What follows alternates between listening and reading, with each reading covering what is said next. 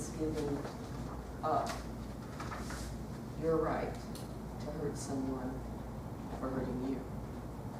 Anonymous. You are my sunshine, my only sunshine. You make me happy when skies are gray. You never know, dear, how much I love you. Please don't take my sunshine away. Thank you for singing along. Now, what came up within you when we started singing? What judgment came up in you? Were you uncomfortable with the fact that we just sang? I mean, we're no good. I can't sing, and we've got a black woman that can't sing. That's right. And what came up with when she said that, there may be some judgment or some criticism or some, ooh, she said that and she was okay with it. Oh, the crazy thing, really, it's right. No. Well, the reason we do this is quite on purpose, because we would like for you to acknowledge what it was that came up in you. Because believe it or not, whatever came up in you has nothing to do with us. It has to be within you in order to make a judgment about someone else or another situation. And that's how life works. Everything in life is your mirror. So if you have judgments, learn from it, because it's those judgments you have within yourself.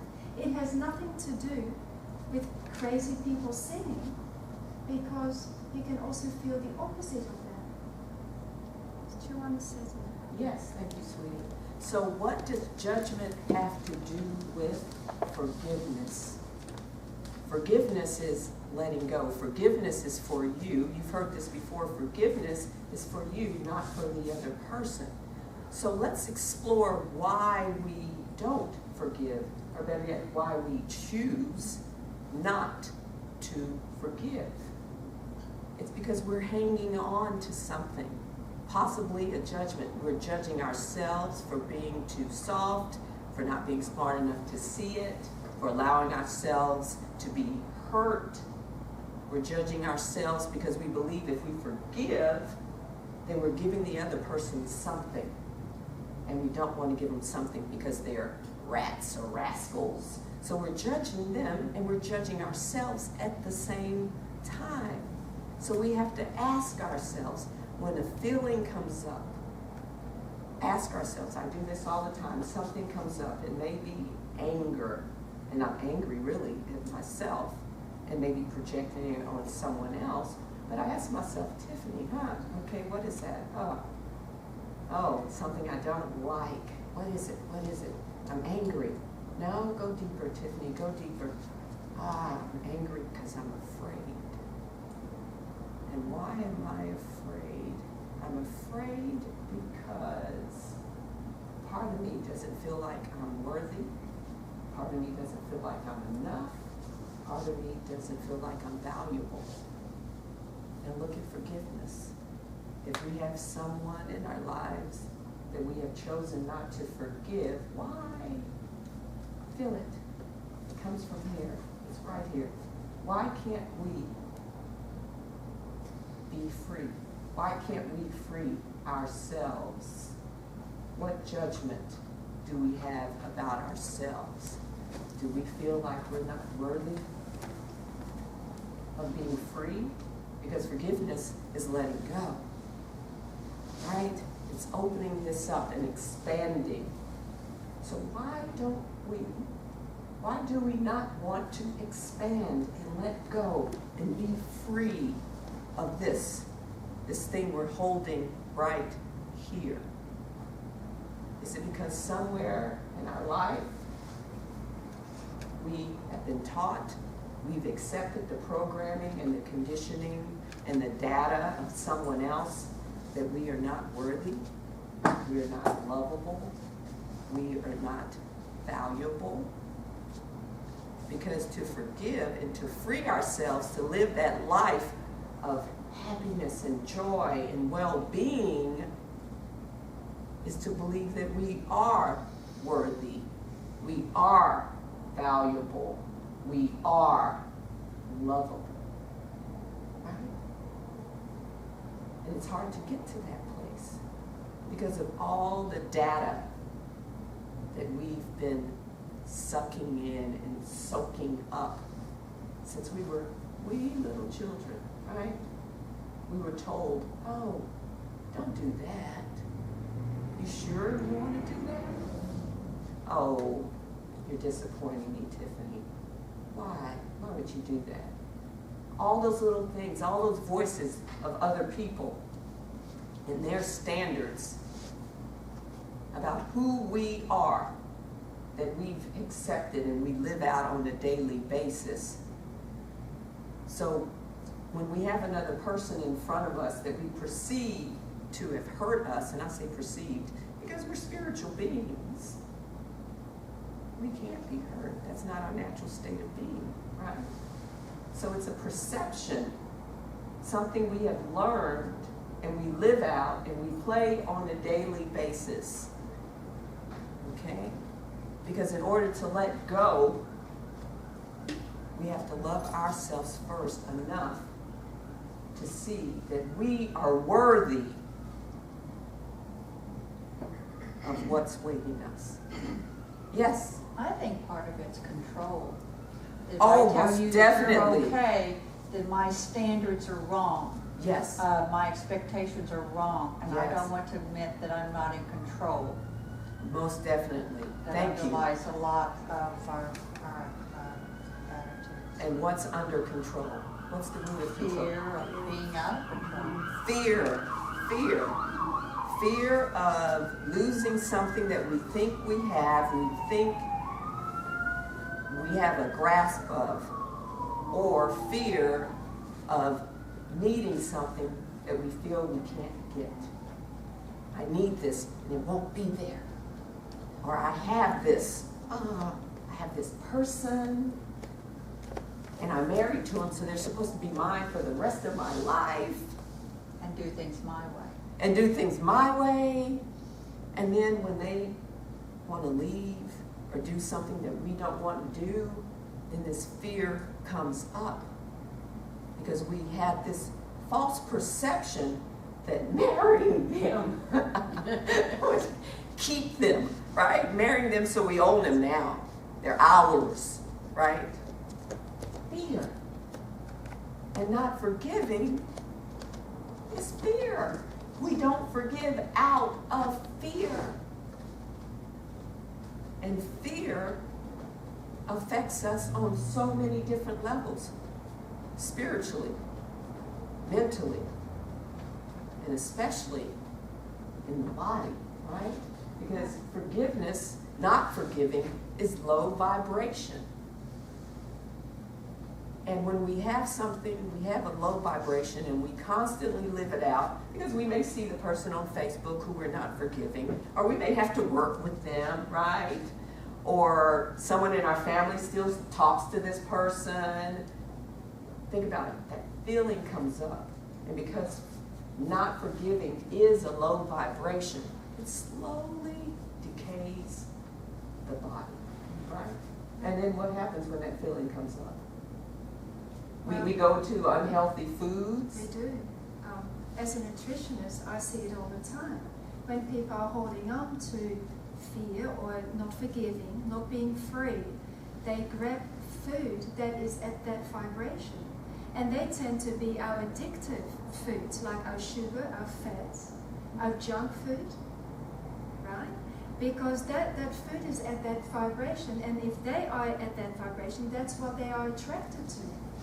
Especially we hold on to our fat cells, especially women, around our stomach area, because we are scared to let go. It's like a barrier between us and the outside world that we are afraid of. We tend to hold on to our fat cells as comfort, right? Because we are scared just to be ourselves. So food has a lot to do with how we feel. So if we can let go, then we tend to eat more the healthier food, the green food, the fruits, instead of all the junk food. And actually the body follows the mind. Right? Absolutely. If your mind is in a state of neediness, you would grab the sugary foods. In fact, if you've had a fight with your partner, you get that knot in your stomach, right? We don't digest anything at all. And if we eat on top of that, that is just extra burden on our body. Because once we are happy and we are free and we let go, that's when we digest 100%. If we're not, then all that becomes a burden on our body and becomes toxic. Yes. What happens when you need to forgive yourself? Why would you be afraid of that? Why would there be fear of that? We will, That's a great one. we will talk about that. Do you have something to say about that? I want to answer the question. You want to answer? Oh, it? yes, There you go. because that was a big one for me, not forgiving myself. And I may say something that may resonate with you guys. I'm healing, or let's say I'm a recovering perfectionist, right? Because I'm a trained attorney, and most of my life I had to be perfect, right? Had to be perfect. When I wasn't perfect, I would punish myself. And my ego has this silly, crazy little thing it likes to do. Whenever I make a mistake, I don't forgive myself because my ego likes the adrenaline of the punishment. So for me, not forgiving is kind of like eating chocolate and wanting to eat. You can't just, or chip Lay's brand, they say you can't eat just one. The not forgiving myself, because I know it gives me this woo feeling because I get to punish myself from it. And the thrill is the punishment. I don't forgive, okay? So you have to go down, how I worked on it is, Tyffany, why can't you forgive yourself for choosing this person here who you believe has hurt you, okay? Because if I don't forgive myself for that, I can continue to punish myself. And then, not only that, for me, I can continue to have an excuse not to live my life, right? Because when I didn't forgive myself, and my friends or whatever would ask me, so how's it going? And I'm still holding on. I made this mistake. I'm not worthy of even forgiving myself. Then I had a story to tell people, because I realized too that as a child, I didn't get enough attention, right? So a way for me to get attention is to have a story of being abandoned, being dumped, being, somebody hurt me, or I'm just hard on myself. That was my thing. I can't forgive, I'm hard on myself. So I get all this attention from people, which feeds another story, right? Because we all have this story. So I would suggest you ask yourself, why can't you forgive yourself? What is the benefit? What is the benefit you're receiving for not forgiving, right? Because there's a benefit. There's a benefit. People don't stop smoking because they get a benefit. There's a benefit to them. The mind tells them there's a benefit to not smoking. There's a benefit to not doing or repeating the unhealthy behavior. And the benefit is greater than, at least our mind has convinced us, that the benefit to continually playing out this unhealthy behavior is greater than the unknown of not playing out this unhealthy behavior. I'm going to read you a beautiful story which will actually answer your question as well. It's called The Little Soul and the Sun. So we might all know about the story. It is about forgiveness, and it explains beautifully why it is so important to forgive.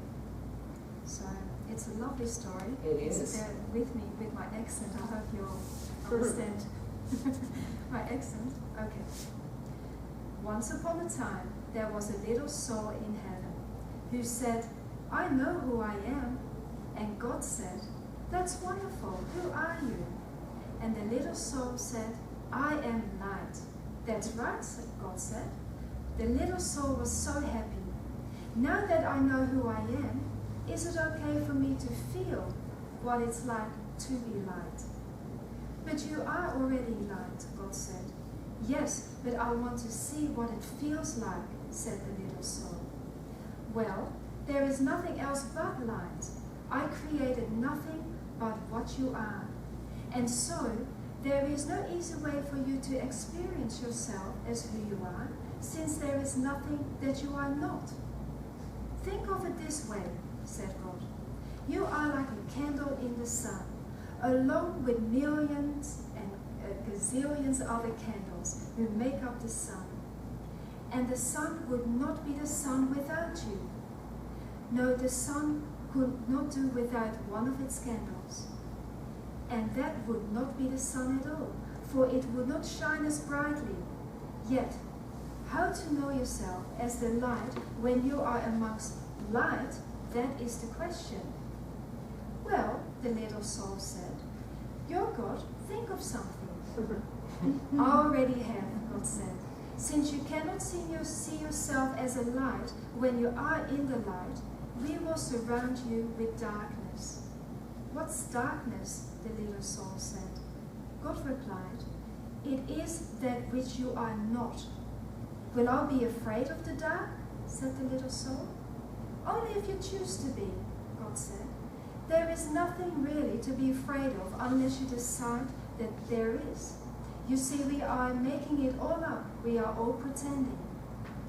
Then God explained that in order to experience anything at all, the exact opposite of it will appear. It is a great gift, God said, because without it, you could not know what anything is like. You could not know warm without a cold. You would not know up without down, fast without slow. You would not know left without right. And so God concluded, when you are surrounded with darkness, do not shake your fist and raise your voice and curse the darkness. Rather be a light unto the darkness and don't be mad about it. Then you will know who you really are, and all others will know it too. Let your light shine so that everyone will know how special you are. You mean it's okay to let others see how special I am? Asked the little soul. Of course, God said. It is very okay. But remember, special does not mean better. Everyone is special, each in their own way. Yet many others have forgotten it. They will see that it's okay for them to be special only when you see that it's okay for you to be special. Wow, the little soul said. I can be as special as I want to be. Yes, and you can start right now. What part of special do you want to be? Said God. Being the light is being special. And being special has a lot of parts to it. It is special to be kind. It is special to be gentle. It is special to be creative and to be patient. It is special to be helpful and to be sharing. It is special to be friendly, especially to the animals. It is special to be considerate of others. That's what it means to be the light. I know what I want to be, the little soul said. I want to be the part of special which is called forgiving. Isn't it special to be forgiving? Oh yes, God said. That is very special. Okay, said the little soul. Well, that's what I want to be. I want to be forgiving. I want to experience myself as that. Good, said God. But there's only one thing you should know. What is it, the little soul asked. There is no one to forgive. No one? The little soul could hardly believe what it said. No one, God repeated. Everything I've made is perfect. There is not one single soul in all creation less perfect than you. Look around you. It was then that the little soul realized that a large crowd had gathered. Souls had come from far and wide, from all over the kingdom, for the words had gone forth that the little soul was having an extraordinary conversation with God. And everyone wanted to hear what was being said. looking at the countless other souls, the little soul had to agree. No one appeared less wonderful, less magnificent, or less perfect than the little soul herself. Such was the wonder of the souls gathered around, and so bright was their light that the little soul could hardly gaze upon them. Who then to forgive? Asked God. This was hard. I wanted to experience myself as the one to forgive. I wanted to know what that part of special felt like, said the little soul. But just then, a friendly soul stepped forward from the crowd. Not to worry, little soul, the friendly soul said. I will help you. You will? What can you do? Why, I can give you someone to forgive. Okay? Certainly, said the friendly soul. I can come into your next lifetime and do something for you that you need to forgive. But why? Why would you do that? The little soul asked. You are a being of such utter perfection. You who vibrate at such a speed that it creates such a bright light that I can hardly gaze upon you. What could cause you to want to slow down your vibration to such a speed that your bright light would become dense and dark? What could cause you to come into my life to make yourself so heavy that you could do this bad thing? Simple, the friendly soul said. I will do it for you because I love you. The little soul was surprised at the answer. Don't be amazed, said the friendly soul. You have done the same thing for me. Don't you remember? We have danced together, you and I, many times through the eons and across the ages. We have danced across all time and many places. You just don't remember. We've been all of it. We've been the up and the down. We've been the left and the right. We've been here and there. We've been male and female. We've been the good and the bad. We both have been the victim and the villain of it all. Thus have we come together, you and I, many times before, each bringing to the other person the exact and perfect opportunity to express and experience who we really are. And so the friendly soul explained further. I will come to you in your next lifetime and be the bad one this time. I will do something really terrible so you can experience yourself as the one who forgives. But what will you do? The little soul said. What would you do that will be so terrible? Oh, replied the friendly soul, we will think of something.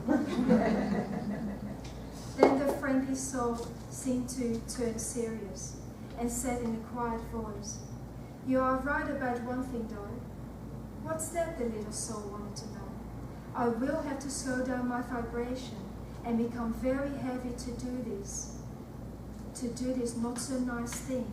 I will have to pretend to be something very unlike myself. And so I will have and so I have but one favor to ask for you in return. Oh, anything, said the little soul. What can I do for you? You are such an angel to be willing to do this for me. The little soul wanted more than ever to grant the friendly soul's request. What can I do for you? Well, in the moment that I struck you and hurt you, the friendly soul said, in that moment that I do the worst to you that you could possibly imagine, in that very moment, remember who I am. Remember who I really, really am.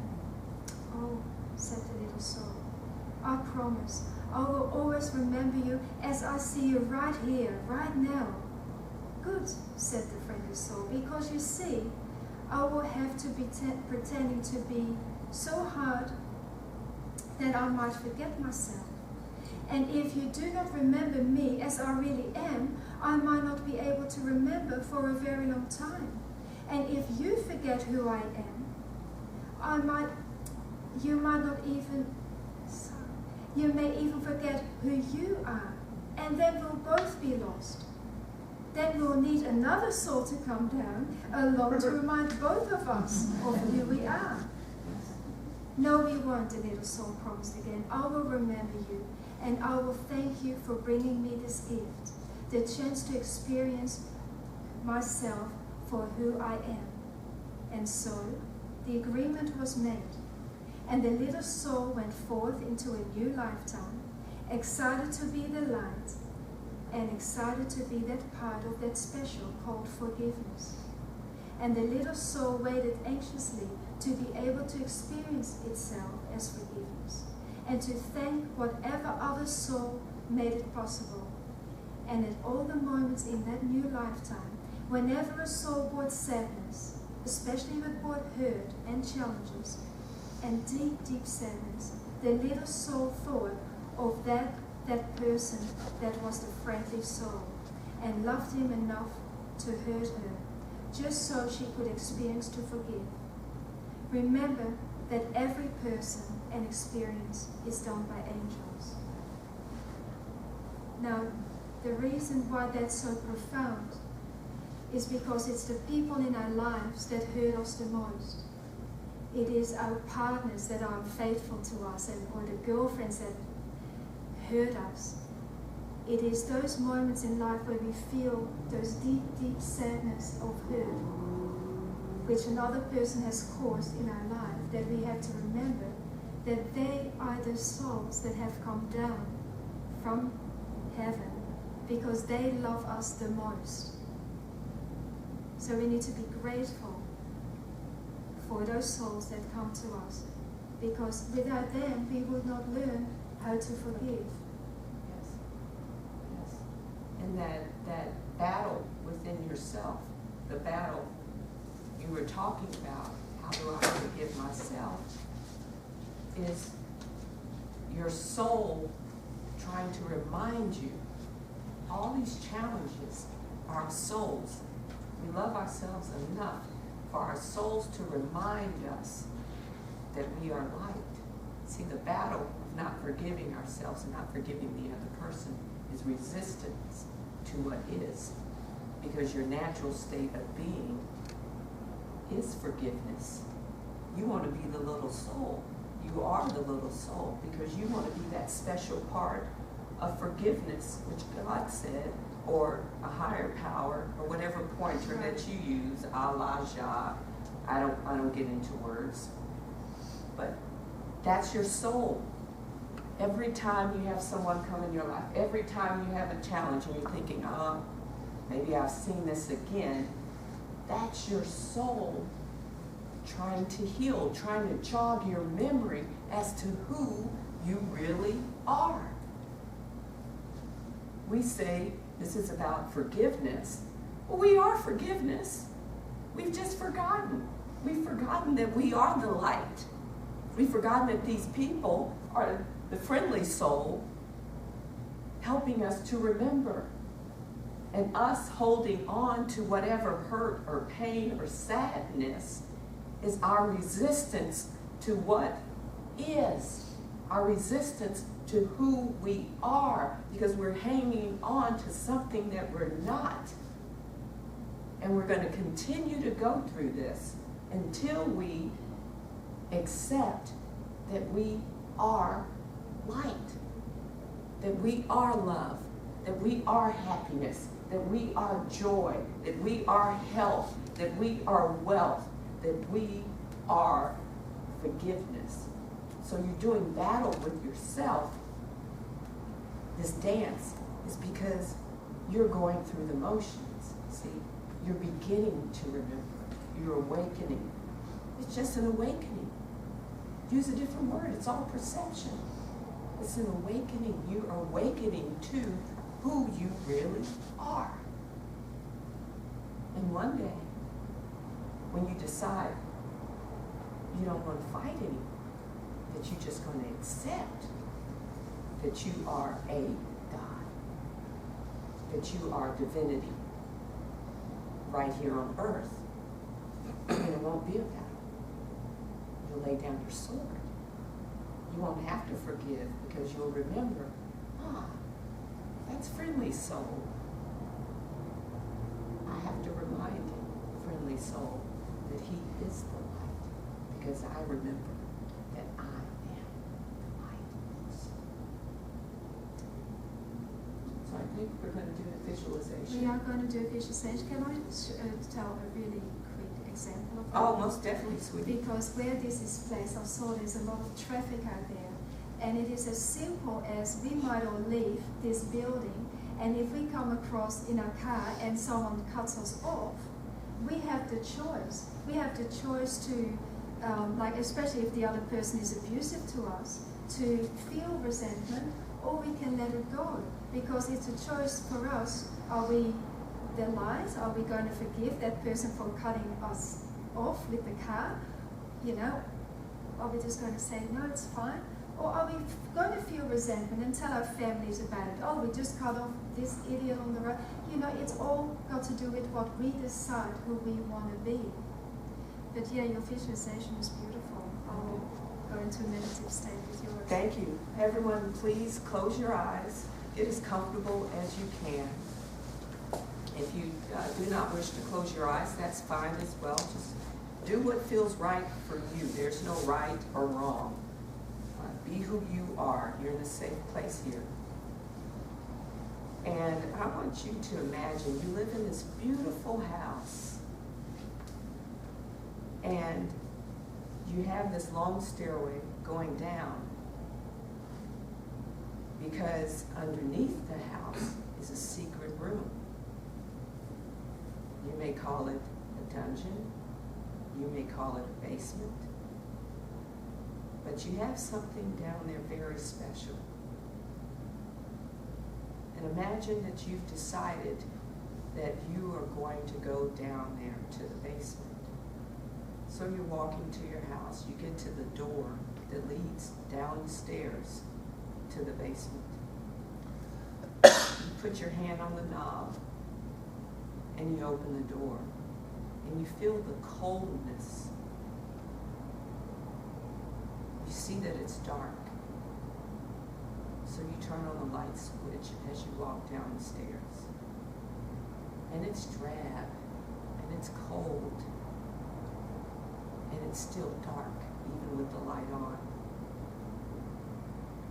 And as you walk down each step, one after the other, feel your feet touching each step. And your heart is heavy because you know what's down there. Your heart is heavy, but it's also light. You get to the bottom of the stairs, and you see on your left and your right all the cells of the people you have not forgiven. And you're walking past each cell, and you're looking at each person that you've locked in those cells, one after the other. They come to the bars, and you see them, one by one. You go to the left, and then you go to the right, and you see each person you haven't forgiven.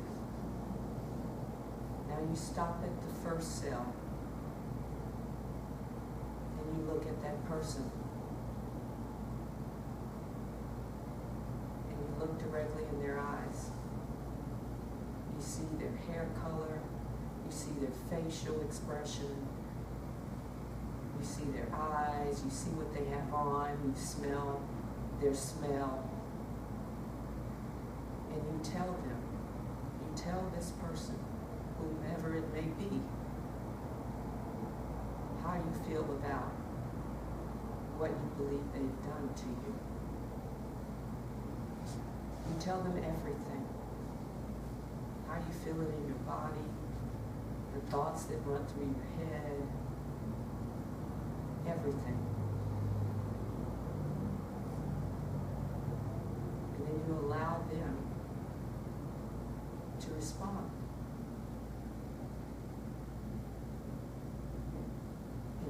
through this back and forth, telling them, crying if you're crying, or not, being angry if you're angry.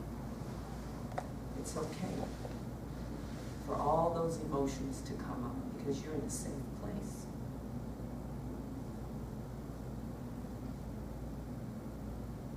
So you're going and you're talking and you're yelling and you're screaming or you're being silent, whatever you do.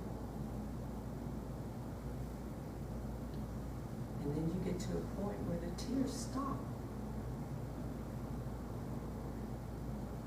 And the person stops talking. And you're looking into their eyes. 1 second. 2 seconds. 3 seconds. 4 seconds. And you've connected. You see that they are who you are. You feel your heart expanding.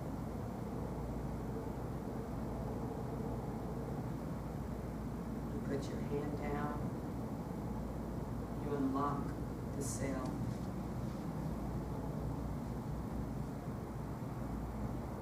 You slide the bars back. And you let the person out. You release this person. They're standing right at the gate, right at the doorway, with 1 foot outside of the cell. And you look at them. And this person looks at you.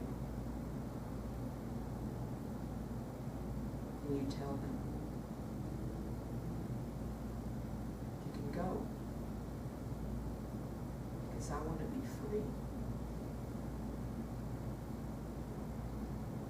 Because I forgive you. Because I am light and I know that you are light. When you see this person walking away, slowly, you see their back, you see their hair, you see what they're wearing, and they're walking away. You're heading towards the stairs, and they walk up the stairs. And you hear the footsteps until you don't, until they're gone. And then you go to the next cell.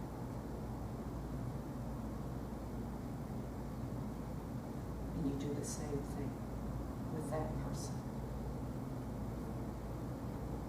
You cry, you yell, you tell them all the things that you didn't get to tell them.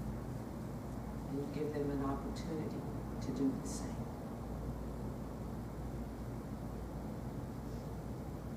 And you unlock the cell. And you look into their eyes. 1 second, 2 seconds, 3 seconds.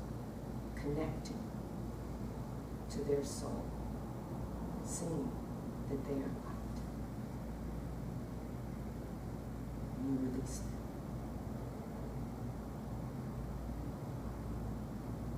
Then you go to the next. And you go to the next. And then you go to the next one. Until you release every single person in that dungeon, in that basement. And as you released every single person, you're no longer cold. It's no longer dark. The sun has started to shine in through the windows. You feel a nice warmth. Your heart is light. You've expanded. You've grown. You cried your tears. You spoke your truth. You let them go. You release them. And by releasing, and every person in that cell, in that dungeon, you released yourself. And you know it. And it's safe. It's safe to let go. It's safe not to hold on. And as you turn around and walk up the stairs, you notice that you had forgotten one cell.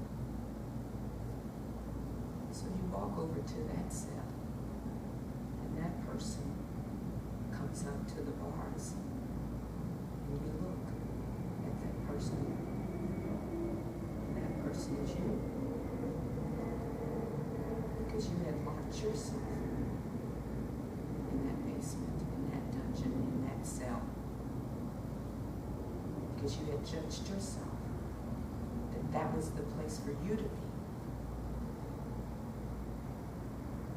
And you talk to yourself and you tell yourself all the things that you wanted to say, but you haven't said out of fear. Because if you'd said it, then it must be true. Because you thought it, and you believed it, so you didn't say it. And now you're saying it. Because you see that it's not true. You see that you are worthy, that you are valuable, that you are loved, that you are enough. And then yourself responds back and says all the things that your soul wanted to say to you. And you cry.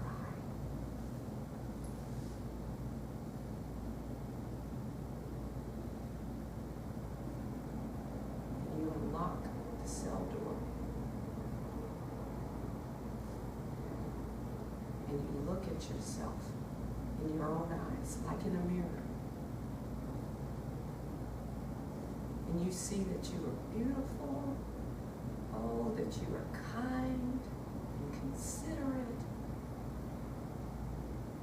that you are amazing and awesome, that your heart is filled with love, that all the things that you've told yourself that you're not, that you couldn't be because of this and that, are not true. You see in your eyes that you are loved. And you love yourself. And you tell yourself, I'm sorry. I'm sorry that I kept you down here. I'm sorry that I held you hostage. I'm sorry that I didn't honor you. That I didn't respect you. I'm sorry that I punished you. I'm so sorry that I couldn't be who I truly am.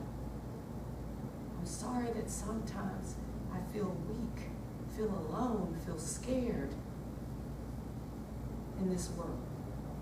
I'm sorry that I follow along to fit in. I'm sorry I need to please other people. I'm sorry that I'm always striving for the illusion of a standard of success that I'll never be able to obtain because it's not real.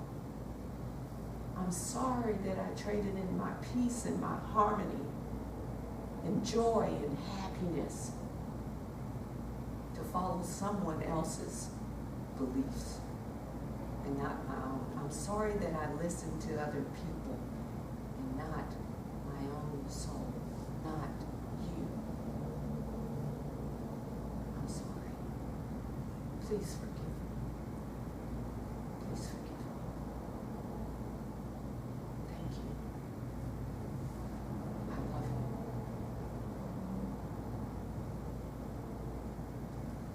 And as you say that, you see yourself walking towards the stairs. And as you see yourself walking towards the stairs, you you see yourself turning around.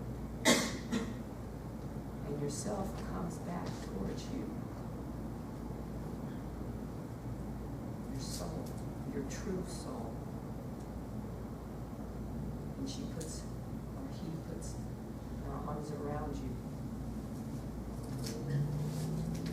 And you become one.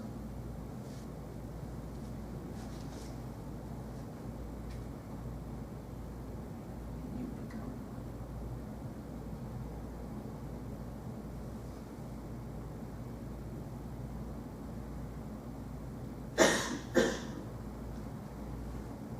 Thank you, Tiffany. Just take a few moments. Just come back into our body and do some living. Just a few deep breaths. I'd like to share with you when I first did that. I left my parents in that cell for 3 days. I couldn't let them. 3 days. You left him in there 3 days. That's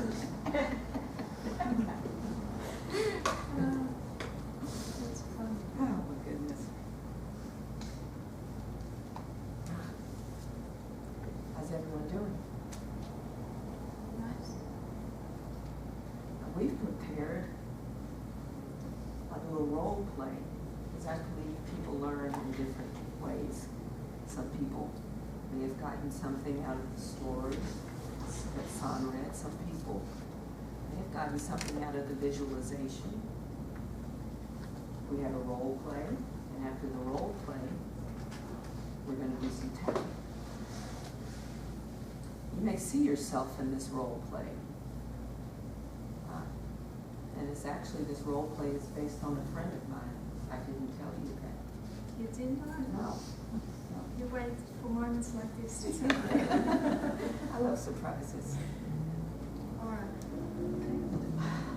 Yes, Doing all right now? I am. Hey, Tiffany. How good to see you. I haven't seen you in ages. How have you been? Oh, I've been, same old, same old. I'm doing okay. Are you dating yet? No.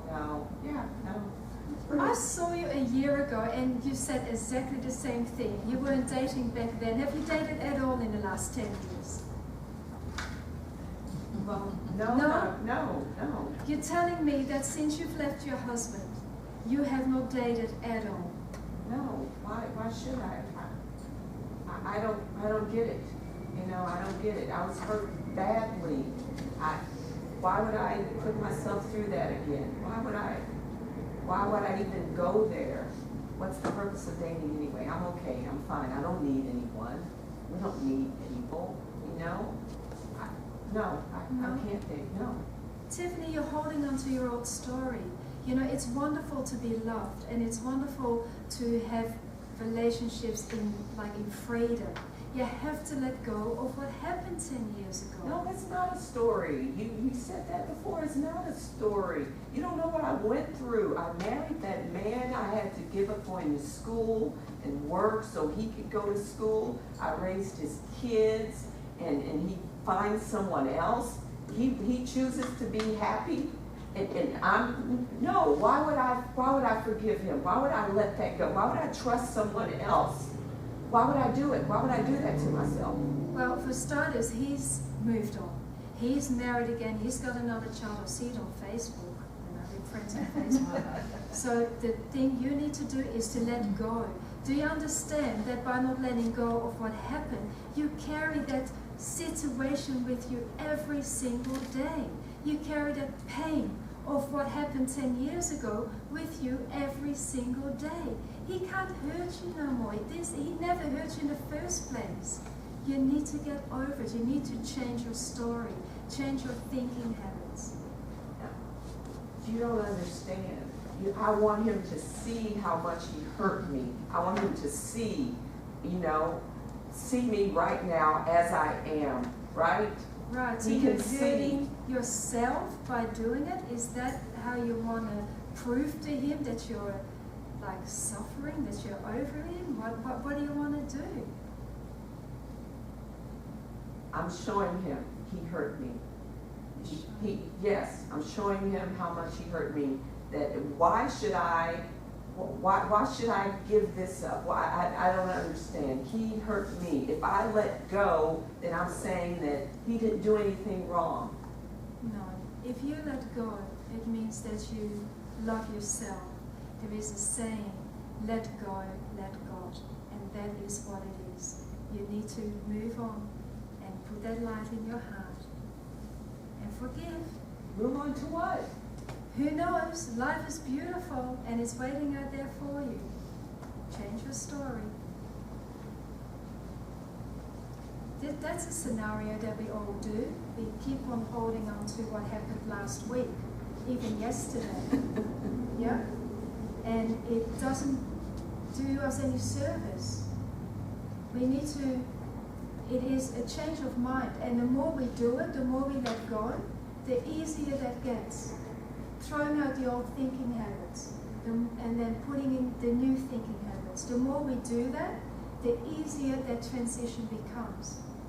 It's scary at first because we are so used to where we are comfortable with that. That's our place.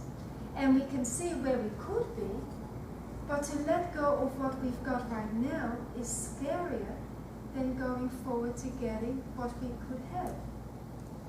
It's that transition that is so extremely scary for us. But the more we do it, the easier it gets. And you know what will happen? Instead of having to let go in order to grab the new, what will happen is that happens so often that we learn not to even let go or grab the new. We learn to live in the present.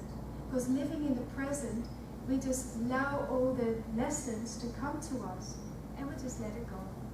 Let the lessons come to us and let it go. There is no holding on or having to grab. Yeah? And in terms of relationships, what has helped me, and I've had to learn this one relationship after the other and remind myself constantly, is that that person who's come into our life, we've had a contract with that person. We have a soul contract with that person. If you believe in past lives, that person has been in your past lives over and over and over and over again. All the people that are in your life. You today and us here, this is no accident. There are no coincidences. We all have a connection. That's why you're here. And that person you've chosen to grow and expand with, you contracted with that person for that very thing. They're your mirror, right? They are your mirror. So I look at relationships like, okay, we have a relationship that ends and we're like, why did I choose that person? That person was wrong for me. Or your friends or your parents may tell you the same thing. Why did you choose that person? That person's wrong for you. And I now respond with, no. I learned the lessons that I was supposed to learn from that person. I learned to love myself more from that person. I learned to empower myself. I'll give you an example. We usually choose partners that are either mirror our mother or our father. Why? Because we want to heal those childhood wounds with that person. So I was married to a man. He represented my father, and I wanted to heal my abandonment issues. And then I dated a woman, and she was my mother to the core. Oh boy, was she my mother. Ooh, I had a lot to heal there, a lot to heal. Standing up for myself. She would just be on me all the time. Julian, you don't talk, you hold your feelings in, you withdraw, blah, blah, blah, blah, blah, blah, blah. Until the point where it dawned on me,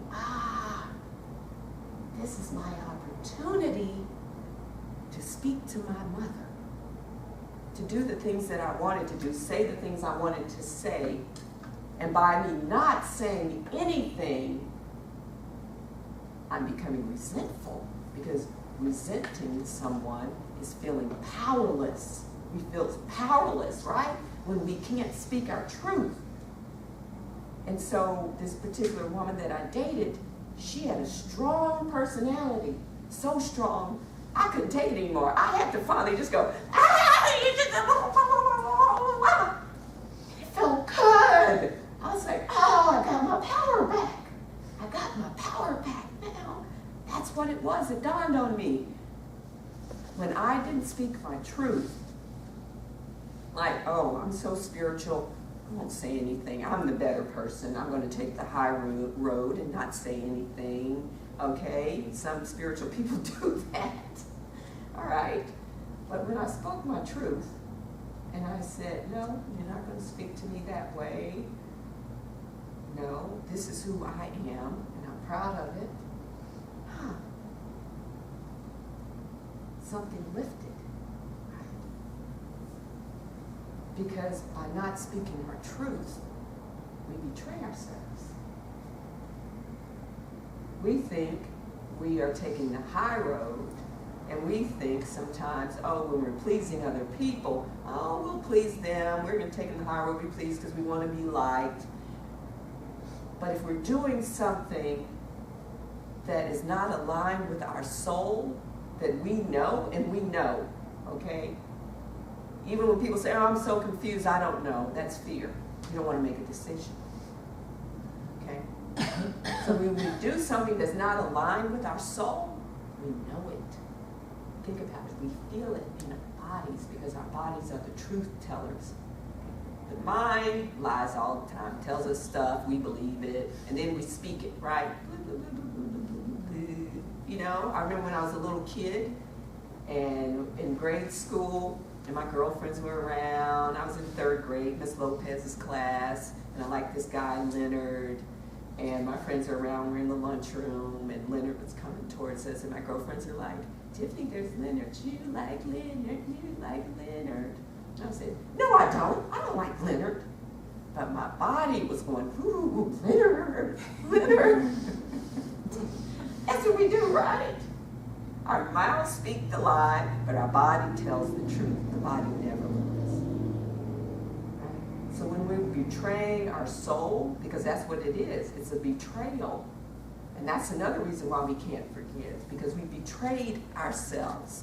We think it's better to betray ourselves than betray someone else, and betrayal is betrayal, and the worst betrayal is betrayal of self. To thine own self be true.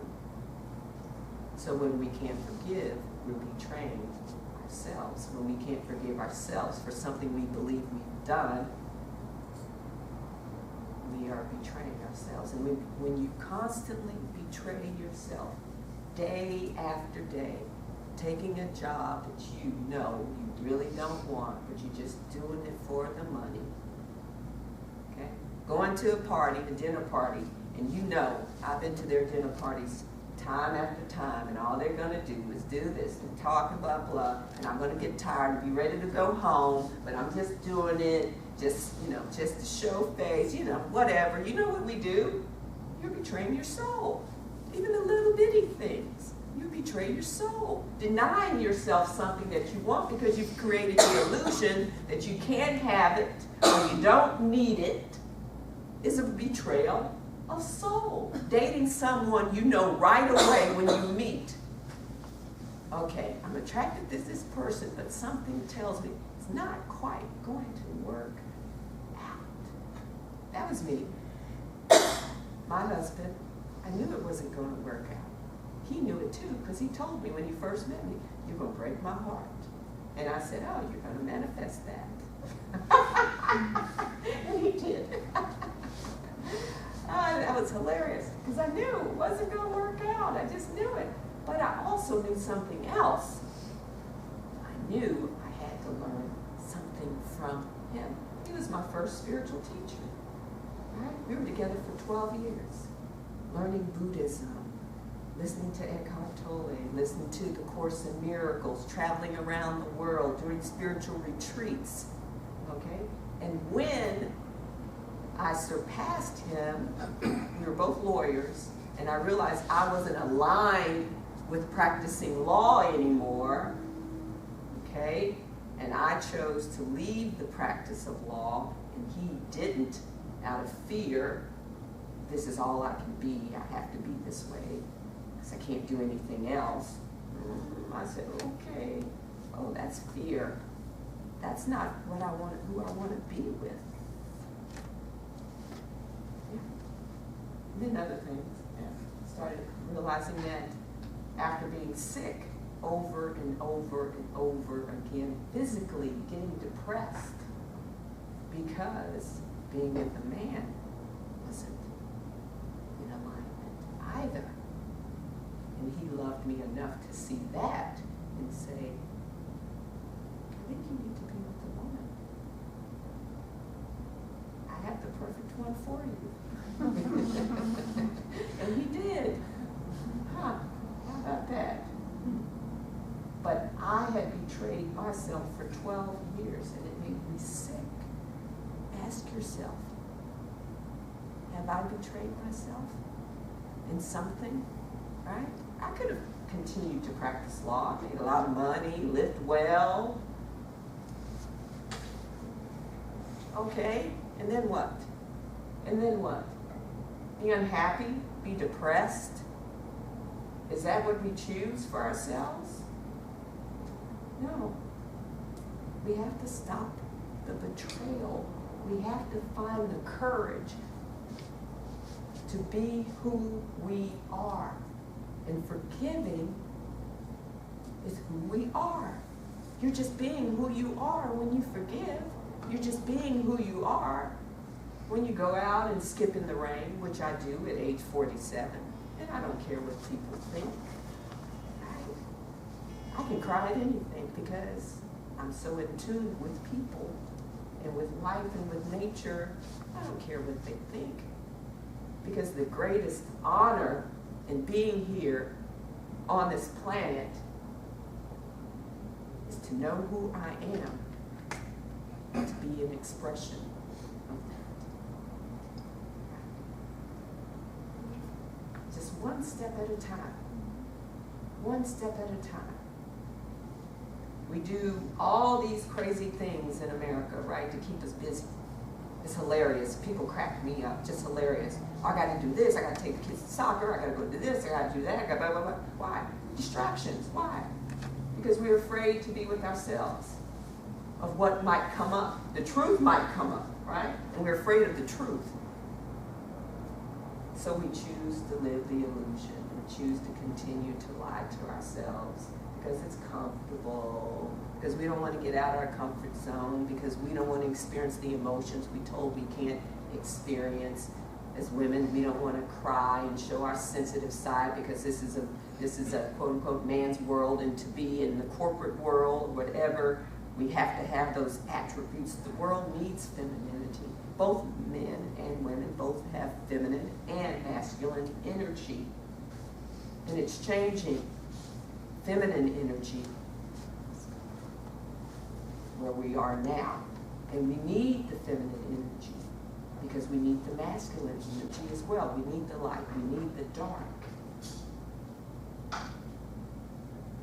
So be who you are, even if it scares you, because it's a little bit thrilling. Neil Donald Walsh said, and he got this from someone else, that fear is feeling excited and ready. So if you are doing something and you feel that angst, okay, that angst in your body that we all go through at every moment, and we're going to learn how to release that angst with tapping about doing something. You've been working at a job for me 13 and a half years, and then all of a sudden you decide, I'm tired of being depressed, tired of being unhappy. Yeah, that's a bold move, right? I'm not going to be a lawyer anymore. And you call up the judges and you say, yeah, Judge so-and-so, take me off the list. I don't want to take cases anymore. I'm not going to be a lawyer. Then you get the questions. What are you going to do, Tiffany? You spend all that money on education to be a lawyer. What are you going to do? Oh, I'm going to be a spiritual teacher. You're going to do what? And I'm going to do Reiki. You're going to do what? What's that? Be who you are. It's not when you're born, you go through this miserable phase of working every single day until retirement. Then we're too old to do something else, what we really wanted to do, and then we die. That's not life. You've come here to love yourselves and to live out your life purpose. And to do that, you have to know who you are. You have to accept it because you already know. You knew when you were a little kid what you wanted to do. But then somebody started flapping their gums in your ear. Oh, that's not right for you. You do this. Right? But then there are no mistakes. So what you're doing, you have to do. But also know that you can still live your purpose. You've come here for a purpose. And you know what it is. I don't have to tell you. You know. You may be a little afraid. Right? We all are afraid, but we don't want to show it. We decide to wear these masks. And I can see through the mask. And you know when you don't want someone to see through your mask because you move your eyes, you darken them. Right? But you know how I know and can feel the fear? Because I had it, right? The mask, people can see through it. Why? Because we're all one. My happiness is your happiness. If I radiate at a high vibration, you will feel it. You will know it, right? If I don't, you will feel it and you will know it. And then you'll come down too. We don't have to save everybody in the world. We don't have to save the planet.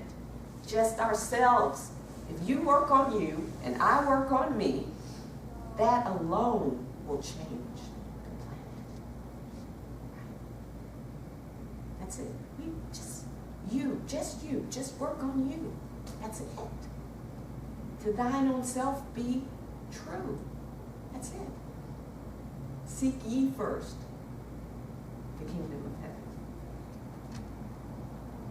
And everything else will be added unto you. You are God's greatest miracle. How about that? There's no one else in the world like you. Think about it. You don't have to copy anyone because you're the original. No copies of you. None. No one has your smile. No one has your beautiful eyes. No one walks like you, laughs like you, talks like you, smells like you. No one has your swagger. No one can do what you do, but we try to compete and copy other people. And the funny thing is, I laugh at myself all the time. We don't even have to compete. That's an illusion that we have to compete. You don't have to compete. No one can give the world what you have. You have a monopoly on you. Isn't that grand? Yeah. So we're going to do some tapping. And I love tapping. At one point in my life, I wanted to kill myself. I wanted to die because I fell in love with someone, and my business partner, also a lawyer, and she couldn't stay around. She couldn't do it. So I went to this place in Sedona, or Cottonwood, Arizona, 20 minutes from Sedona, called the Sedona Mago Retreat. Have you ever had that feeling where you're feeling empty? You feel like there's like nothing there, it's hollow?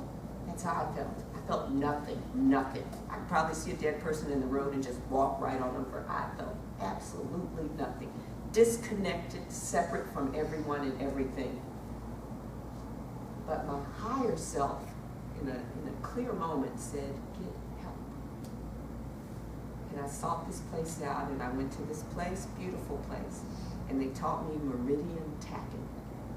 Okay. And EFT and tapping are actually derived from meridian tapping. Meridian tapping, you tap all over your body. Oh, it feels so good. I I started tapping. I didn't know what it was. And they're like, it's meridian tapping. Okay, it feels good. I don't know what it is, but it feels good. And I said to myself, I have to teach this to people because I can't go another day seeing the sadness in people's eyes because I'm an empath. And so I feel everything.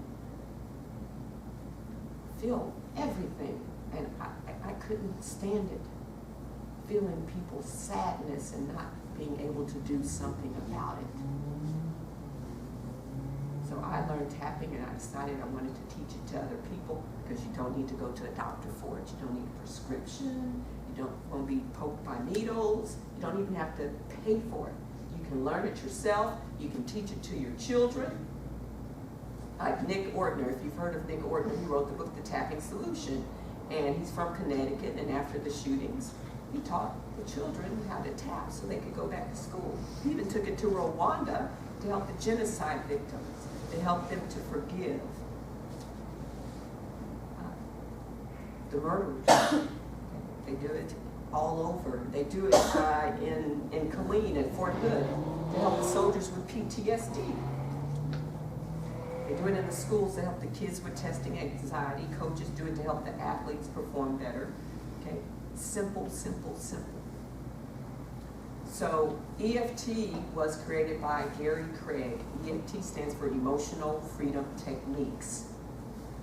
And I simply call it tapping, and other practitioners just call it tapping. It's Chinese acupuncture minus the needles, so acupressure. You use your fingertips. How cool is this?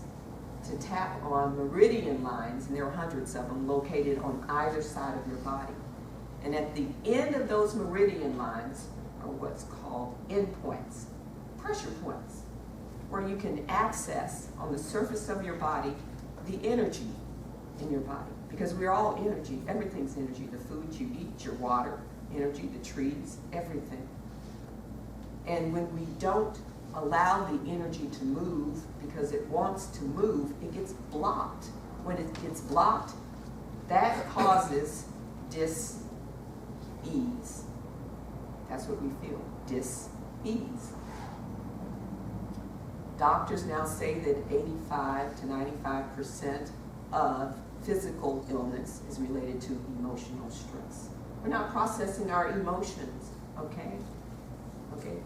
In America, there are a lot of people overweight. It's not due to overeating. It's not due to that. It's emotional. Most of it is emotional because we are taught not to process our emotions. So tapping also, this is cool too, it creates new neural pathways in your brain because everything we do is based on habit. We've done it over and over and over. So we create a neural pathway in our brain. And when the similar situation comes up, the brain already knows, oh, this is how we're going to behave here, right? So with tapping, you create a new neural pathways because you're letting go of that junk, right? It's body, mind, and spirit. So I'm going to show you some tapping points to help you stop the fight or flight response that you experience every day. The first point is called the karate chop point. Please, sweetie. I like to use my index finger. I go to the end of my pinky. I'm left-handed, so I tap on my right hand. So tap on your non-dominant hand, or you can tap on the other. I don't like to follow rules. I say I do what feels good. Okay, it's going to work either way. Index finger, put it at the end of your pinky. Your thumb, put it at the top of your wrist. Bring it down to the center, that little soft, fleshy spot right there. That's where you're going to tap. That's called the karate chop point. That's because we go down like this. So you tap on this point, and you're going to say what's called a setup statement 3 times. The setup statement begins, even though, and then whatever your challenge or issue may be. Even though I feel like I can't forgive this person, I choose to forgive now. So we'll probably use that as the setup statement. So you're going to say the setup statement 3 times and tap as you state it. Then you're going to go to the eyebrow point, where your nose ridge is, on either side where the eyebrow begins. You can tap on one side. I like to tap on both. Either way, it still works. Where is it again? Where your nose ridge is and your eyebrow begins, right where the eyebrow begins. Index and middle finger. Yes, you can use the index or you can use 2 fingers. I like to use all, okay? Whatever you feel comfortable with. The next point is called the side of the eye. I follow my eyebrows all the way to the end. You know this point. Your temple, right? Some people just do this. It's instinctive, okay? There's a bone right there, and then that little dimple. Tap right there on the side at the end of your eyebrow point, right there on that bone. Side of the eye. The next point is called under the eye, right underneath your pupil. You can tap on one, you can use 2 fingers, or however, whatever you feel comfortable with. I use 2 fingers, or you can tap with one side, or you can tap both. Under the eye. The next point is called under the nose. It's not directly under the nose. It's at the top of the lip in the crevice, but it's called under the nose. So like on a Cupid's bow? Yes, exactly. The next point is called the chin point. It's not on the chin, right? It's in between the chin and the bottom lip in that depression. Excellent. Yes, either hand. The next point is called the collarbone point. Where your collarbone is, go down an inch, left, right, an inch. You can tap on one side, you can tap on both sides. I teach tapping to seniors. They just prefer to go like this. The next point is called under the arm. For a man, it's 4 inches underneath the armpit. For a woman, if you have on a bra, it's at the center of the bra strap. If not, same spot, 4 inches under the armpit. And then you're going to end with the crown, top of the head. Okay, when I'm teaching kids, I say, put your fingers, your little tips of your index fingers at the top of your ears, and just go all the way up, zoop. Or if you had a baby, been around a baby, what do you tell people when they're born? What not to touch? Soft spot. That's it, right there. That's your crown when you get all your messages. All right? So we end with the top of the head. That's one round of tapping. If you do a continuous round, which we will do, you don't have to do the karate chop point. You just go from the top of the head, eyebrow point, side of the eye, under the eye, nose, chin, collarbone, under the arm, top of the head. Now, I was trained before you begin tapping, you think about what you want to tap on, okay? Whatever the situation may be, whatever the challenge or issue is, you think about it. You feel it in your body, you replay it in your mind as if it's a movie, okay? And then you rate the level of intensity from 0 to 10, okay? That's one way. I've added another way because I'm a feeling type person. I tell people, if you don't want, most of my senior clients, they're like, I don't want to do that 0 to 10, Tyffany. Okay, feel it in your body. What do you feel in your body? What discomfort do you feel in your body? Okay, and the reason why we do that, because you want to know whether or not it has worked for you. So after we tap, we're going to breathe, and then you can rate it again. Okay, I was at an 8 when I started. I'm here now. Rate it again from 0 to 10, or, oh, my body was tense. I felt a sharp pain in my stomach or my side, and now it's gone. You can do it either way. Whatever you feel comfortable with. Get out of the habit of thinking there's a right way or a wrong way, right? No right or wrong. Love yourself enough to say, okay, this is the way I want to do it, and it feels good to me this way. Okay, let's do it. You have water. If you have water, we're going to drink water afterwards. Why? Because you're moving toxins. That's what the tapping is doing. And you want to be able to move those toxins and the poison out of your body, right? Because low-level vibrations like anger and fear, guilt and shame, all those things are poison. And we want to move them out of your body once you start tapping. Okay. So our talk is on forgiveness. We can do a tapping round on forgiveness, if that's okay with everyone. If someone in here says, okay, well, I have something I really want to work on, can we tap on this? I can come up with a setup statement for that as well. Anyone have anything in particular other than us wanting to tap on forgiveness? Anyone? And it's okay, because I go with the flow. I'm not going to make myself all stressed out, not going with the flow, not resisting. Don't resist. I have a question. Yes? If you're deciding on like what to focus on, is it better to start with the small thing or with the big thing? You know what? It doesn't matter. You know why? You know why it doesn't matter? Because you're going to work something either way, right? You're going to work on an issue that's going to get you closer to where you want to be. You're removing a barrier, whether it's small or large, either way, okay? Now, I want to warn people that when you start tapping, something else may come up. That's what it does. Because tapping allows you, gives you the opportunity to face those things that you don't want to face. I had a client who came in and wanted to tap on, she had a habit of going to buffets, and she wanted to tap on her eating issues. Well, we started tapping, and then an image came up for her that she was molested as a child. So I just want to warn you, for you to take responsibility for your own health and well-being. I don't know what will come up for you, but to know that that happens every single time something comes up for people. All right, so forgiveness is okay? Yes.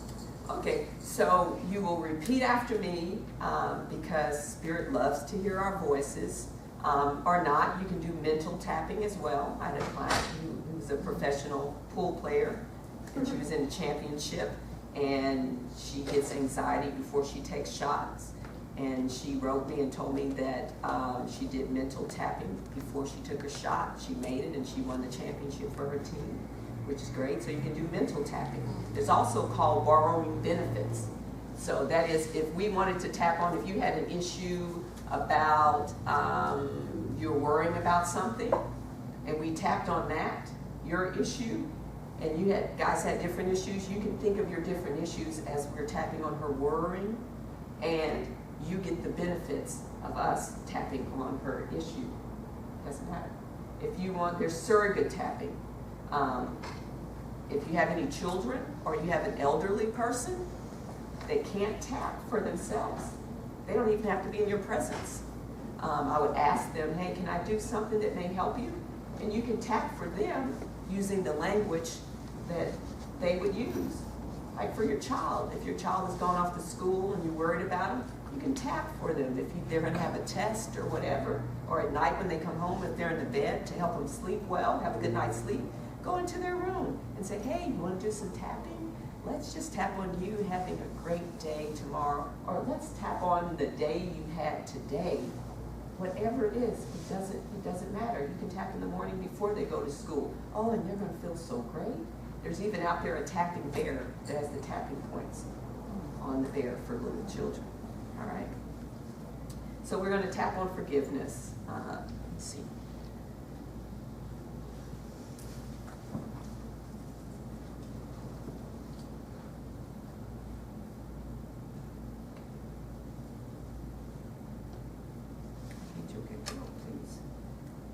Please guide me, assist me in this tapping session. Please give me the words. Please allow.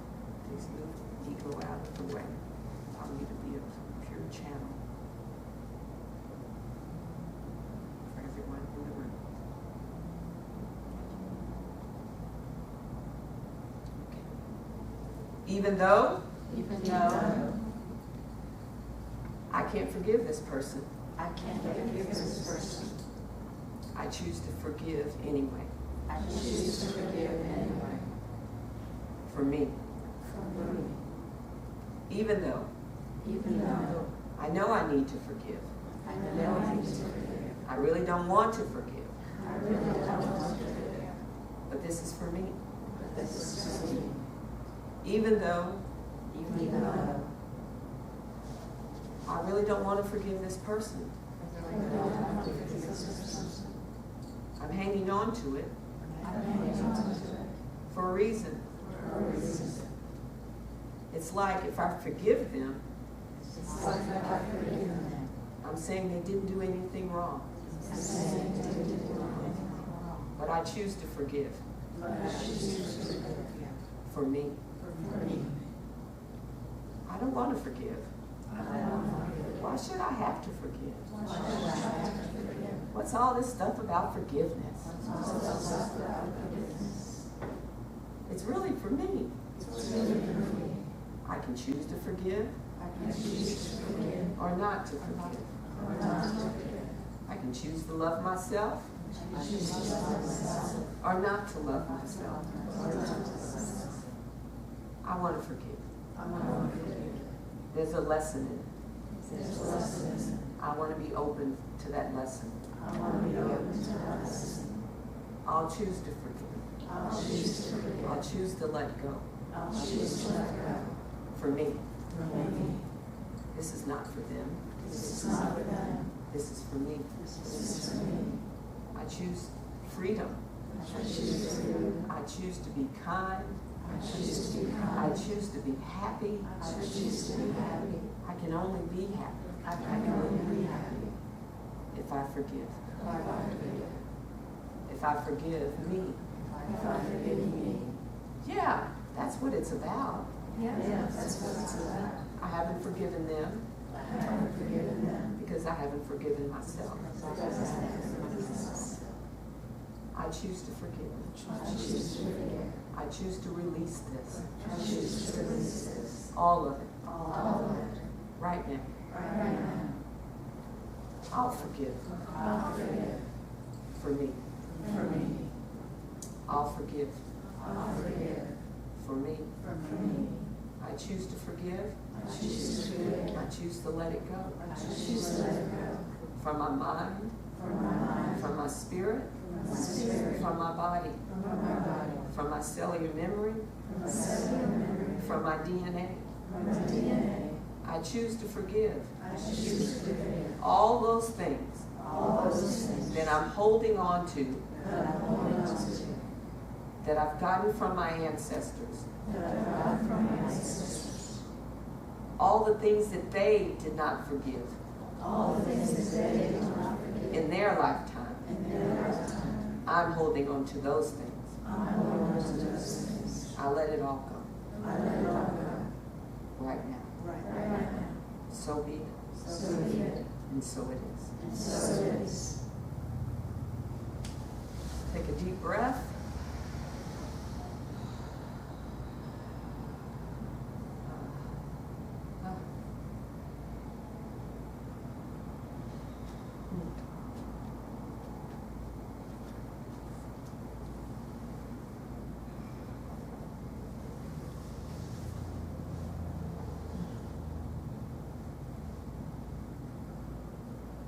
Now let's say if you rated yourself, and let's say you rated yourself and I don't know, you were at an 8 and then you went down and you were not at a 0 yet. You can do a tapping session on, let's say I was at an 8 and I went down to a 3. You can say, and tap with me with this. Even though Even though I have some remaining unforgiveness, I I have have some remaining unforgiveness, I want to let that go too. I want to let that go too. Even though Even though I have a remaining 3, I have remaining forgiveness, I want to let that go. I want to let that go. Even though I feel I haven't quite forgiven yet, Even though I feel I haven't quite forgiven yet, completely, completely, I'm going to release it. I'm going to release it. Even though Even though I'm still hanging on to just a little bit, I'm still hanging on just a little bit, I'm going to let that go. I'm going to let that go. I'm going to let it all go. I'm going to let it go. Whatever's left, Whatever's left, I'm going to let it go. I'm going to let it go. I'm going to release it. I'm going to release I'm it. going to be free. I'm going to be free. I'm going to let it go. I'm going to let it go. Whatever's left, Whatever's left, I'm going to let it go. I'm going to let it go.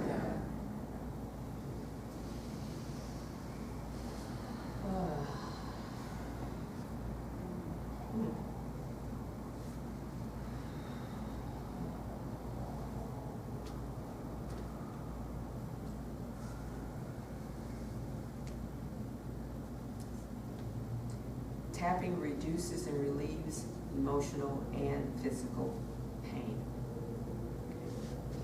Both. So you can use it for physical pain as well. Why? Because each tapping point, each meridian is connected to an organ in your body. So as you're tapping, you're also relieving any blockages you have in that particular organ. Sometimes I have people in the classes and they say, oh, it didn't quite work for me. I said, tap on that. Even though tapping didn't quite work for me, I still did it anyway. Even though tapping didn't quite work for me and I may not do it again, I'm tapping right now. Okay? Right. Yes. Ask something you just mentioned earlier about like, tapping for sleep. Yes. Can you maybe elaborate on that? Oh yeah, I tap. Yeah, I do that as well when I can't sleep. I tap on, even though I can't sleep, because I may have some anxiety, because there's a reason why you can't sleep. Maybe hormonal, maybe you have some anxiety, maybe you ate something that doesn't sit well with you. You can make it simple. There's something called mechanical tapping, okay? Even though I can't sleep, I deeply and completely love and accept myself. Even though I can't sleep, I deeply and completely love and accept myself. Even though I can't sleep, I deeply and completely love and accept myself. I can't sleep. I can't sleep. I can't sleep. I can't sleep. I can't sleep. I can't sleep. I can't sleep. I can't sleep. You can feel it. So it's hard for tapping to fall asleep. Uh-huh. So, I mean, does it just calm down your nervous system? Yes. Yes, exactly. Exactly. And then you can change Do you it. have like a running mind, which is what keeps me from going to sleep? Just right. Been there too. Oh yeah, I tap on that too. Even though my mind is driving me crazy, I call my crazy mind monkey mind. Ooh, even though I have this monkey mind that's driving me crazy, oh, I wish it would just calm down. Or even though I have this mind that keeps going over and over and over stuff, I choose to accept myself right where I am. So you just keep tapping until you get calm. That's how you know it's working. Oh yeah, yeah. And you can keep going. Your body will tell you. Your body will tell you when you need to stop. Okay? So you can do it for however long. You can do it for however long you want. I always let my body just knows, oh, okay, we're good, Tiff. Yeah, just listen to your body. It tells you every single time. Yeah. And you know what you can do when you do your tapping? You can also, with the sleeping, even though I can't sleep, I would like to know why I can't sleep. And then what's going to happen is you're going to get calm, and somewhere when you're sleeping, the answer is going to come. I like to tap when I need an answer, right? When I need to answer to a question. I wonder, and I use the words, I wonder why. Because then your angels and spirit guides and the universe, they're going to be running trying to get you an answer. Oh, she wants to know why. What else? Okay. So how do you set up that? Like, I wonder why and whatever your question is? Yes. So if you want to ask a question, even though, let's see what you may have a question about. Even though I'm a lawyer, I wonder if I should do something else. Or even though I feel this way about this situation, I wonder how I would feel if I did it differently. Even though I usually do this all the time, I wonder if I should do something else. Or I wonder, I don't like to use should, I wonder if there's something else that's healthy for me. So it always has to be an even though statement? Even though, yes, it starts off even though, and I won't say no. I'm going to say no. It doesn't have to be. That's the way I was taught. That's the way most practitioners do it. This is a big thing for me. I like to tell people, you know, you're your own guru, right? You're the teacher, right? You know that everything that you need to know, you already know. We're just reminding you, right? So the answer to your question is no, because whatever you do, you already know it's going to help you. You're going to get your answer because the answer is already in you. You're just jogging it, right? So you don't have to do even though. There's some people who just start off. I mean, I've seen a few. Most practitioners will start off even though, because that's how Gary Craig, if you've been trained by his method, that's how they do it. But again, as I stated in the very beginning, this is only a way. Sometimes I don't use even though.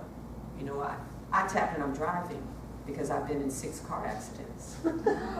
So, and I use tapping to help myself get over. They want to do operations on my knees. And I'm like, no, because I researched the operations and I didn't like, you know, some of the results. So I would tap, because a part of meridian tapping, you can tap on your knees, right? And so I would tap. I didn't get that operation. So when I'm driving, sometimes I get anxiety when I see traffic, okay? And so I have one hand on the steering wheel and I'm tapping on the collarbone point, and I don't go even though. I just start talking to myself. Okay, Tyffany, the traffic is heavy. Doesn't mean you're going to get into an accident. Just be calm. It's okay. It's fear, Tyffany. That's all it is. It's just fear. Okay, we want to be in a place of love, right? We want to be in a place of love. You can choose love. It's your choice, Tyffany. You'll be okay. You'll get home safely. You will. Just believe it, and you'll do it. So you don't have to start even though. You may be in a place where you can't go blah, blah, blah, blah, blah, blah, blah. When I'm flying, I have motion sickness. I'm in the airport tapping, okay? But I'm not doing, I'm tapping. I love the collarbone because I just feel it right away. I can just feel it. I'm sitting there. Oh, this feels so good. And pretty soon I'm just calm. So I hope that answers your question. Does the tapping help with your motion sickness? Yes, it does. How does Yeah. it do that? Yeah. I actually tap on what I feel about it, that I have. I acknowledge it. Number one, when you acknowledge it, you take away its power. When you don't, you feed it. So I tap on the fact, Tyffany, you know, you don't, you know, the flying makes you crazy. You feel this. First, I feel warm, and I tap on that. You're going to feel warm, and then you're going to get that knot in your stomach, and then you usually throw up. Okay, do we want to do all that in front of people this time? No, we don't. I always like to be funny. I like a little humor, right? Because life is funny. And so you're just talking to yourself. You're just having a conversation with yourself. There are no right or wrong words. You say the words that resonate with you, okay? I didn't tell you that, but I usually tell everyone, if the words I use don't resonate with you, use your own words. There are no right and wrong words. You know you better than I know you. Use your words. And you're having a conversation with yourself, and you're being honest. No more lying to ourselves anymore. We're just being honest. Yeah. Yeah, I worked with a kid who his mom brought him to me, 14 years old. He had suffers from ADHD, and was he so beautiful. I just asked him a question. So what do you feel when you get that moment where you want to be all wild and crazy? And he described it to me, and I just came up with a tapping setup statement for him. He said it felt like a little monster wanting to come out. And beautiful language. And we tapped, and just to see the smile on his face. I'm like, how do you feel? Good. You know, he had something he could take home and use. It's beautiful to see a little kid's face light up. Or someone elderly, you know, who was in a hospital, who's going over how long am I going to be here, right? On this planet, I'm going to miss the people I can't see any longer. I'm going to miss my wife. I'm going to miss this and that, right?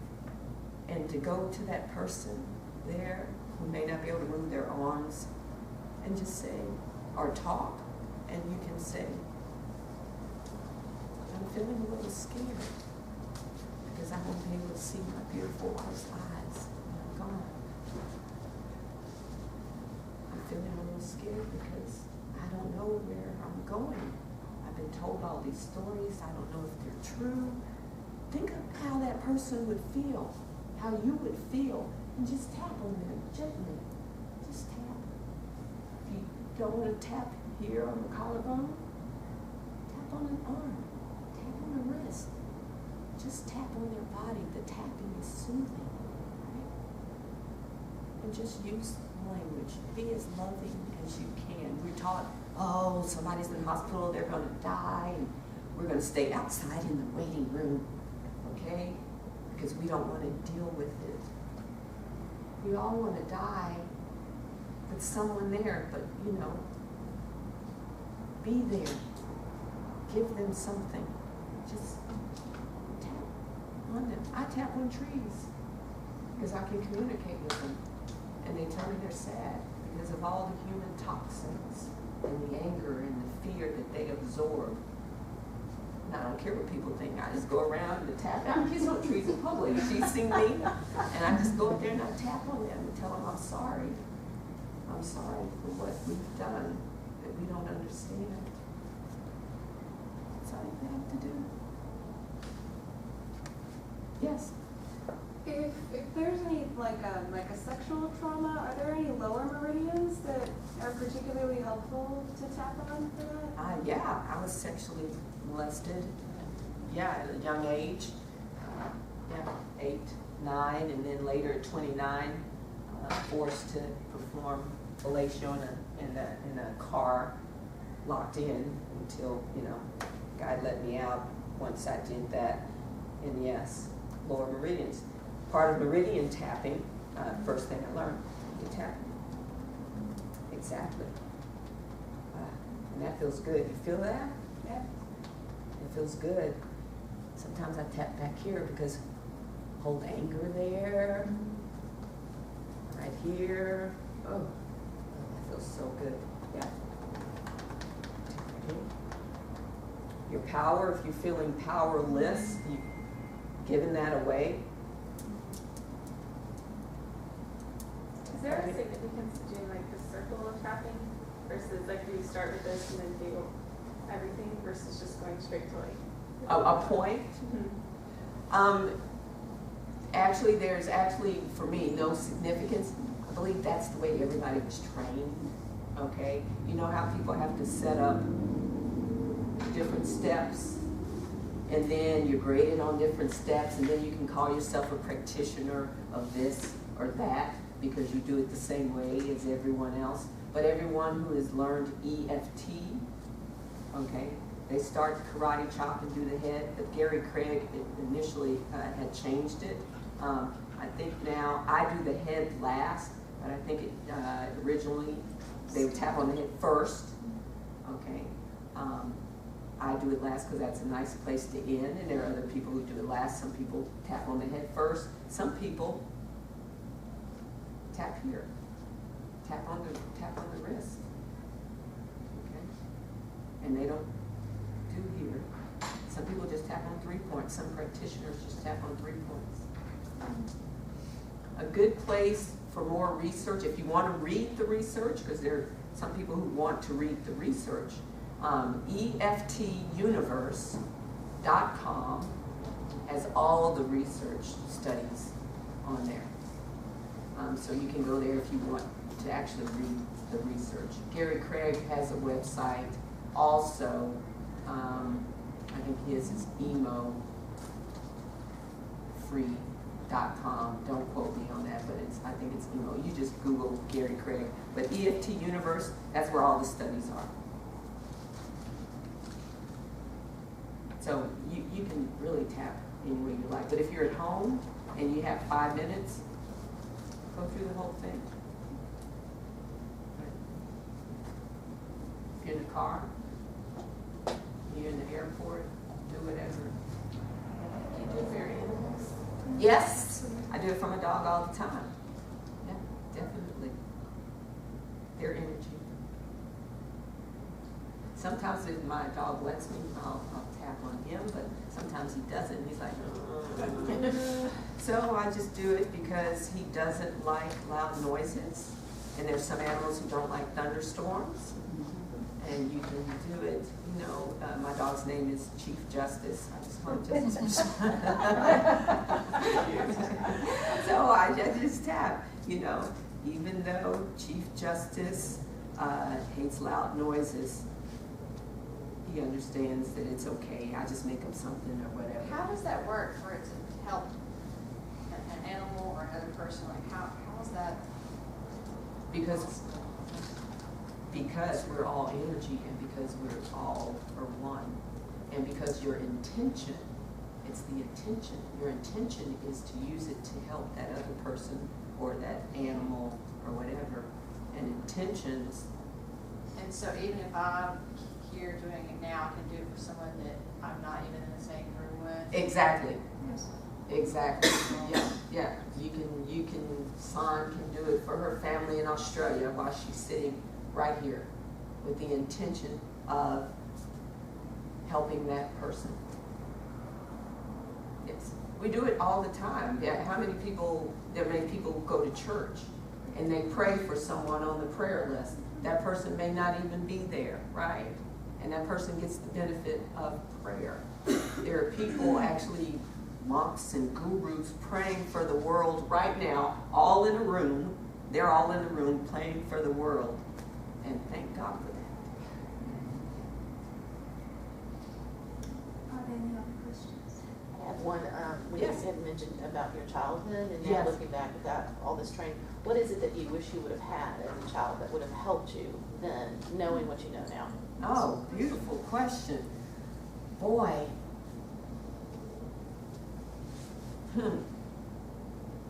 That is a good question. I say it's a good question. It's hard to come up with an answer because now knowing what I know that everything that I went through as a child has helped me to get to where I am today.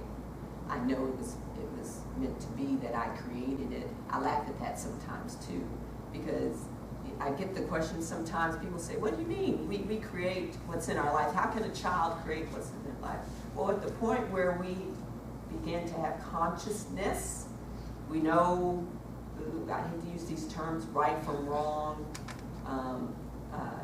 positive and negative, okay? They say kids pretty much form personality 6, 7 years old.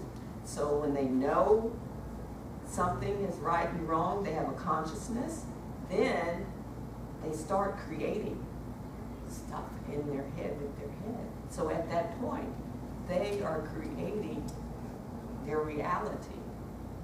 So I don't know. My whole struggle most of my life has been with me seeking love, because I felt I didn't get enough as a child. We either get enough, we either don't get enough, or we get too much. And then we spend our lives trying to repair that. But now I'm like, oh, well, it was supposed to be that way. I kind of created it. Yeah. Good question. It comes when you're a parent and you have children. Yeah. And you're in the midst of stuff, because you start to question yourself as a parent. Yes. Like, what am I not doing? What did I do wrong? Like you Yes. start to blame yourself. So that's a great answer. Well, It gives perspective. Well, thank you. I want to tell you, I still have challenges with my mom. I still have challenges with her, which you are aware of. But I started tapping on, I have, even though I have these challenges with my mom, our relationship is manifesting ease and grace. And then I'm shifting, right? I don't make it my mom. I make it me. It's me. I can shift. And by me shifting, she's going to move too, right? So I understand as a mom, because I know she has fears. My mom has fears about what I'm doing and why did I continue to practice law and blah, blah, blah, blah, blah, blah, blah, blah, blah, blah, blah. And I realized, Have you taught her tapping? I did teach my mom tapping. I did teach my mom tapping. She was robbed and going through a lot of angst and stuff. And I had to teach her something, and I did teach her tapping. And she did. She loved it. Yeah. Good question. And you know what? You're a great mom. You're a great mom. Do you know that you don't have to worry about that? You're a great mom. You can't be anything other than that. That's who you are. Promise me you'll remember that.